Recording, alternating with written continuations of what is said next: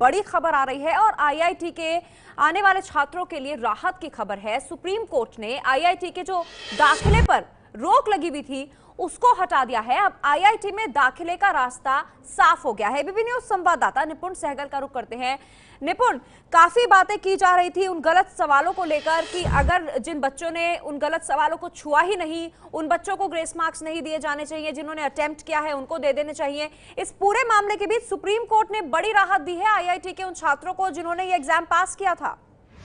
जी बिल्कुल, और इसके लिए सबसे बड़ा आधार इस बात को बताया गया है कि अब तक 33,307 छात्रों का दाखिला हो चुका है।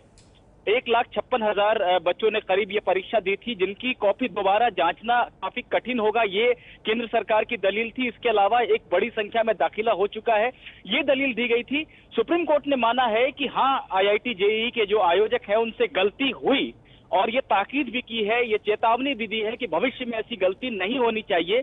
लेकिन सुप्रीम कोर्ट ने कहीं ना कहीं ये माना है कि इस परिस्थिति में जो सबसे अच्छा उपाय हो सकता था शायद वही किया गया है कि 18 अंक सब बच्चों को दे दिए गए और इससे बेहतर कोई तरीका दूसरा हो नहीं सकता था।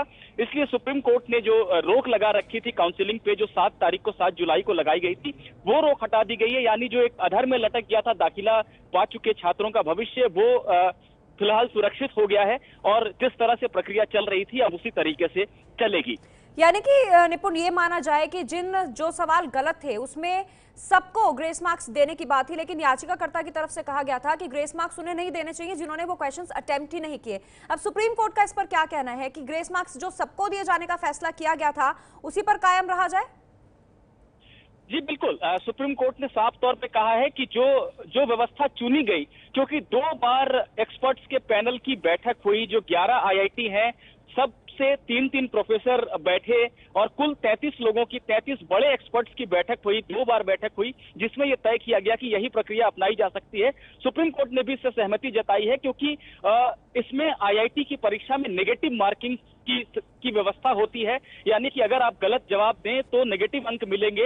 ये एक बड़ी वजह हो सकती है कि कई छात्र जो अटेम्प्ट ले सकते थे, जो कोशिश कर सकते थे, उन्होंने जानबूझकर सवाल को छोड़ दिया हो, सवाल जब उनको समझ में नहीं आ रहा था। तो ऐसे में इस बात का आकलन करना कि कौन छात्र काबिल था इसलिए अटेम्प्ट नहीं लिया, उसने गलत सवाल को समझ लिया, और कौन नाकाबिल था, उसने एक तुक्का लगाया, ये बात का मूल्यांकन कर पाना बहुत मुश्किल है कि किसने किस वजह से छोड़ा या किस वजह से कोशिश की। ऐसे में जो मौजूदा प्रणाली चुनी गई उसको उचित माना है सुप्रीम कोर्ट ने, और साथ ही बहुत सख्ती से ये कहा है कि भविष्य में इस तरह की गलती बिल्कुल नहीं होनी चाहिए। ये इस तरह की गलती अस्वीकार्य है इतनी बड़ी परीक्षा में।